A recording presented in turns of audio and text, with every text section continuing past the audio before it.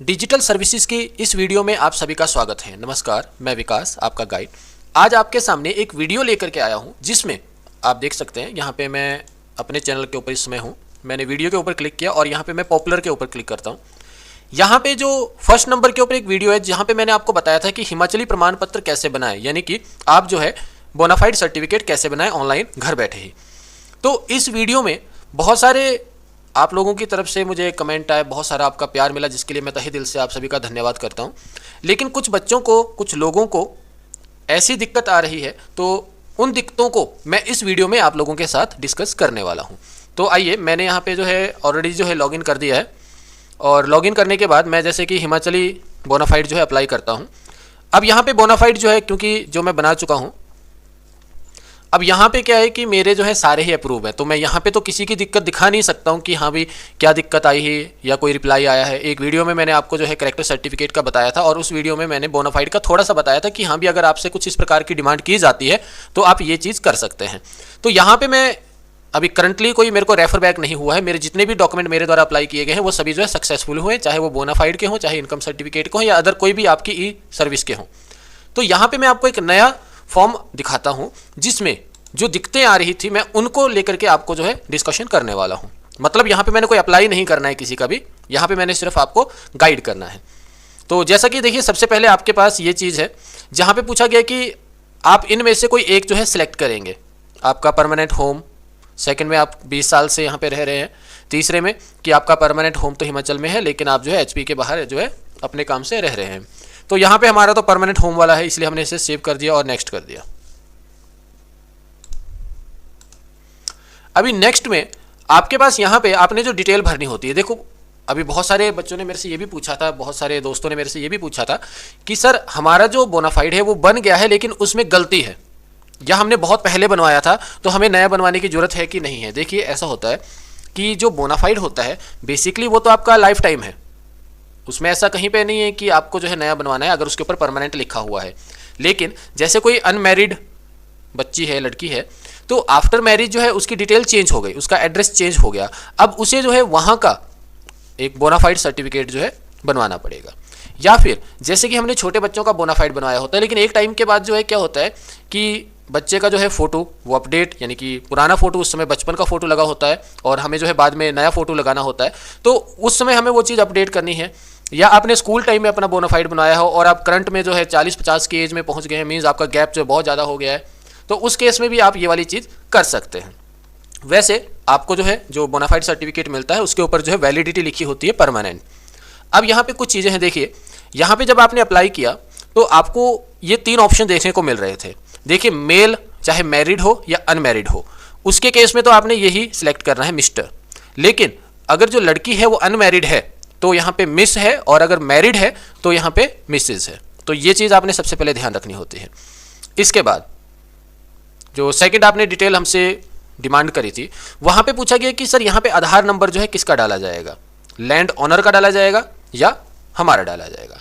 देखिए, यहाँ पे तो आपका आधार नंबर आपने अपना ही डालना है, क्योंकि यहाँ पे डिटेल जो है जो बोनाफाइड आप बना रहे हैं वो अपना बना रहे हैं।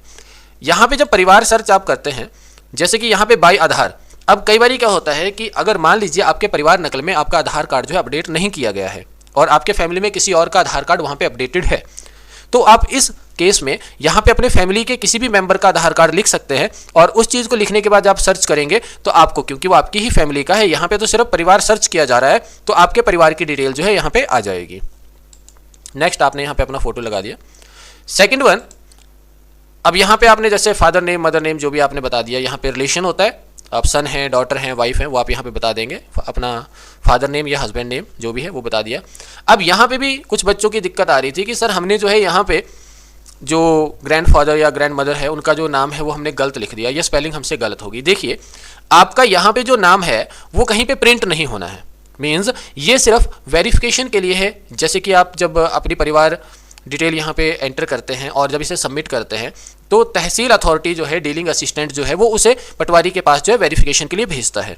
तो कई बारी जो है आपकी डिटेल नहीं मिल पाती, देन उस केस में जो है वो आपके ग्रैंडफादर या ग्रैंड मदर, यानी कि जो आपके परिवार का मुखिया रहता है, उसका जो प्रीवियस यानी कि जो पूर्वज हैं उनके नाम से उस चीज़ को फाइंड आउट करने की कोशिश करते हैं। देन इस चीज़ की जो है यहाँ पे ज़रूरत पड़ती है।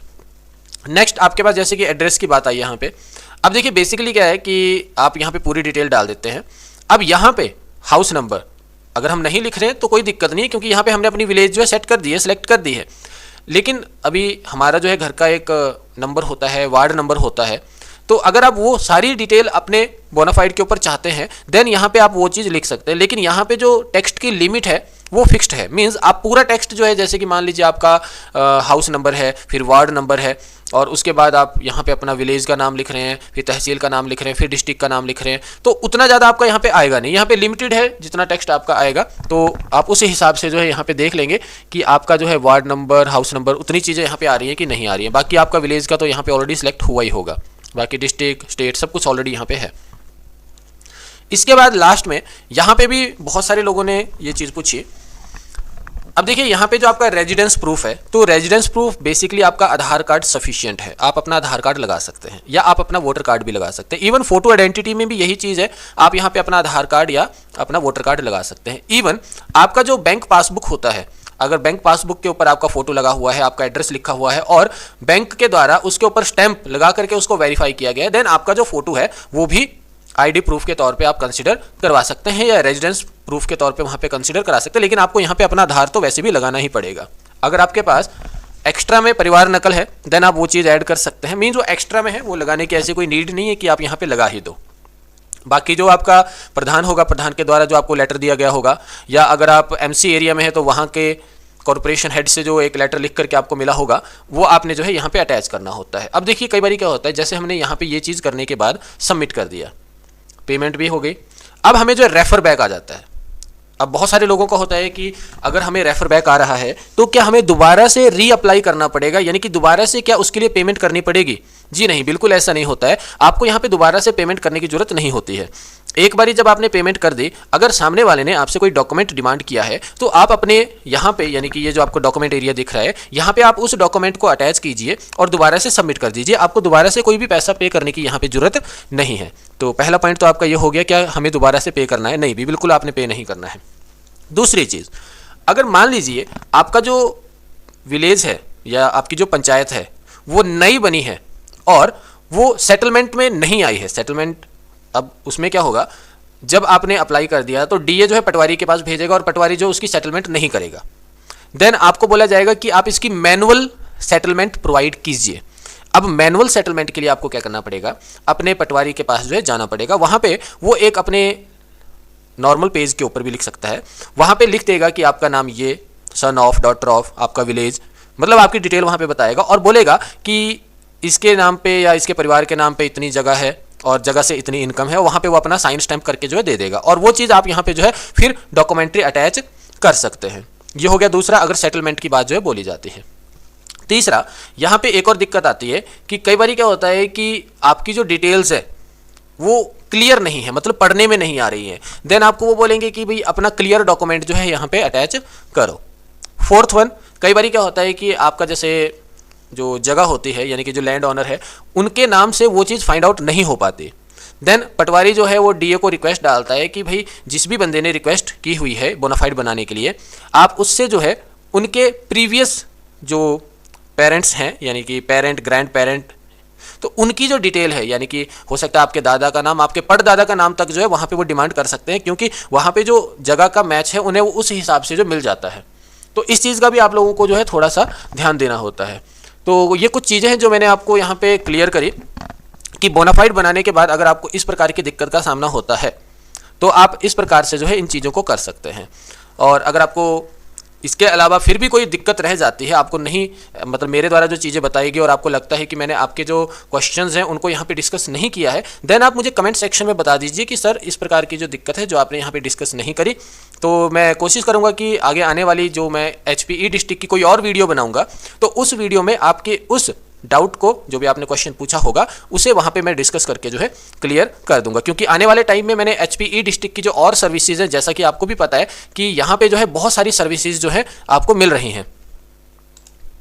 तो काफ़ी समय से आपकी आईडी लॉगिन थी, तो लॉगिन होने के बाद क्या होता है कि अगर आप 3-4 मिनट कोई काम नहीं करते हैं, देन आपकी जो आईडी है वो ऑटोमेटिकली जो है लॉग आउट हो जाती है। तो कई बार क्या होता है, मान लीजिए आप पेमेंट पेज के ऊपर हैं और आपने पेमेंट के ऊपर पे नहीं किया और आप 3-4 मिनट वैसे रख देते हैं या सबमिट नहीं किया आपने फॉर्म को, तो जब आप सबमिट करेंगे तो वो आपको जो है एरर देगा, मतलब आपका जो फॉर्म है वो सबमिट नहीं होगा। तो उस केस में भी कई बार मेरे को ये भी एक बार पूछा गया था, एकदम से मेरे दिमाग में ये चीज़ आ गई।